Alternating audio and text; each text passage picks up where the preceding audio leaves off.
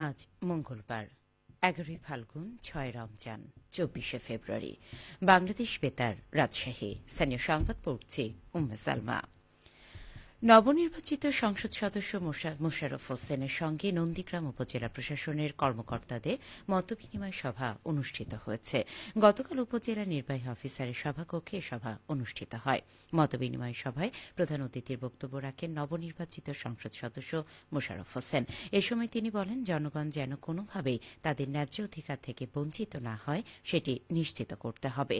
উন্নয়ন, সেবা ও নাগরিক সুবিধা নিশ্চিত করতে সংশ্লিষ্ট সবাইকে দায়িত্বশীলতার সঙ্গে কাজ করতে হবে।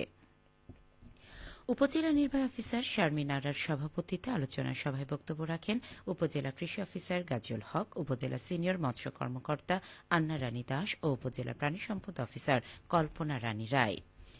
নওগাঁ ১ আসনের সংসদ সদস্য মোস্তাফিজুর রহমান বলেছেন, বর্তমান সরকার উন্নয়ন ও সুশাসন প্রতিষ্ঠায় বদ্ধপরিকর।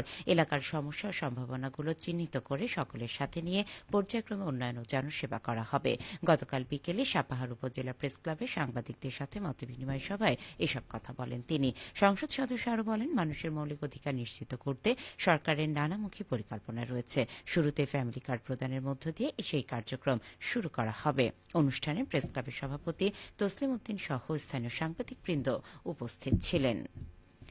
নাটোর জেলার ১৯টি ইউনিয়ন এবং পৌরভূমি অফিসের নতুন ভবন নির্মাণ করা হচ্ছে। নির্মাণ কাজ বাস্তবায়ন করছে স্থানীয় সরকার প্রকৌশল বিভাগ। ২ তলা ভিতের উপরে নির্মিতব্য একতলা বিশিষ্ট এসব ভূমি অফিসের ইউনিট প্রতি গড় নির্মাণ ব্যয় ১ কোটি টাকা। এসব ভূমি অফিস নির্মাণ কাজ সম্পন্ন হলে ভূমি সংক্রান্ত সকল নাগরিক সেবার মান বৃদ্ধি পাবে। পাশাপাশি ভূমি সংক্রান্ত সকল কাগজপত্র সংরক্ষণ করা সহজ হবে। স্থানীয় সরকার প্রকৌশল বিভাগের নির্বাহী প্রকৌশলী মোহাম্মদ ইকবাল হোসেন জানান, construction of town and union land office across the country under ministry of land প্রকল্পের আওতায় জেলার ১৭টি ইউনিয়ন এবং ২টি পৌরভূমি অফিস নির্মাণ কাজ বাস্তবায়ন করা হচ্ছে। পাবনায় জাতীয় ভোক্তা অধিকার সংরক্ষণ অধিদপ্তরের ভ্রাম্যমাণ আদালতে বিভিন্ন অনিয়মের দায়ে ৩টি প্রতিষ্ঠানকে মোট ৩১,০০০ টাকা জরিমানা করা হয়েছে। গতকাল পাবনা সদর উপজেলার বিভিন্ন এলাকায় অভিযান পরিচালনা করেন অধিদপ্তরের জেলা কার্যালয়ের সহকারী পরিচালক মাহমুদ হাসান রনি। অভিযানে প্রতারণার মাধ্যমে নির্ধারিত ভাড়ার চেয়ে বেশি অর্থ আদায় দেয় একটি অ্যাম্বুলেন্সকে সতর্কতামূলক ১,০০০ টাকা, সরকারি বিধিনিষেধ অমান্য করে পণ্য উৎপাদন, সংরক্ষণ ও বাজারজাত করার দায়ে ইনসাফ ফুড অ্যান্ড বেভারেজকে ২০,০০০ টাকা এবং জিআর পার্সেল অ্যান্ড কুরিয়ার সার্ভিসকে অতিরিক্ত ফি আদায় দায়ে ১০,০০০ টাকা জরিমানা করা হয়। সহকারী পরিচালক মাহমুদ হাসান রনি জানান, ভ্রাম্যমাণ আদালতের মাধ্যমে ৩টি প্রতিষ্ঠানকে মোট ৩১,০০০ টাকা জরিমানা করা হয়েছে। জনস্বার্থে অভিযান অব্যাহত থাকবে।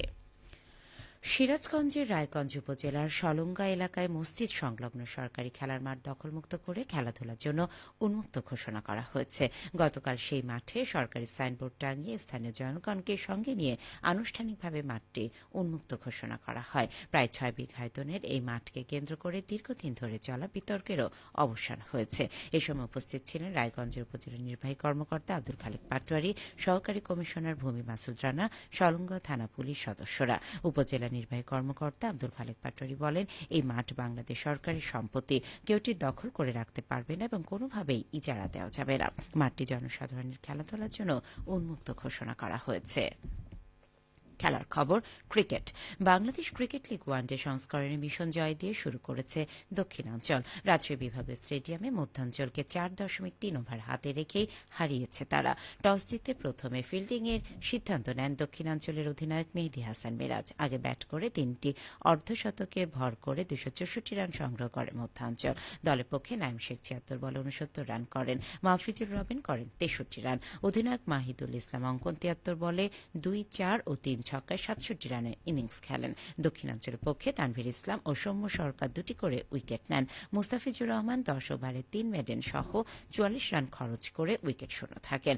২৬৫ রানের লক্ষ্যে তাড়া করতে নেমে শুরুতেই সৌম্য সরকারকে হারায় দক্ষিণাঞ্চল। তবে আনিসুল ইসলাম ৪৩ ও জাওয়াদ আবরার ৪০ রান করে দলকে ম্যাচে ফেরান। এরপর তৃতীয় উইকেট পতনের পর দুর্দান্ত জুটি করেন আফিফ হোসেন ও মোহাম্মদ মিঠুন। দুজন মিলে ১৫৯ রানের অবিচ্ছিন্ন জুটি গড়ে জয় নিশ্চিত করেন। ফলে ৪.৩ ওভার হাতে রেখে জয়ের লক্ষ্যে ছুঁয়ে ফেলে দক্ষিণাঞ্চল। সবশেষে আবহাওয়া। আজ সকাল ৬টায় রাজশাহীতে তাপমাত্রা ছিল ১৮.৫ ডিগ্রি সেলসিয়াস। এ সময় বাতাসে আর্দ্রতার পরিমাণ ছিল ৮৫%। রাজশাহী পার্শ্ববর্তী এলাকায় আজ ইফতার সন্ধ্যে ৬টা ৭ মিনিটে এবং আগামীকাল সেহরির শেষ সময় ভোর ৫টা ১৫ মিনিটে। সংবাদ শেষ হলো। আমাদের পরবর্তী স্থানীয় সংবাদ প্রচারিত হবে দুপুর ১২টা ১০ মিনিটে।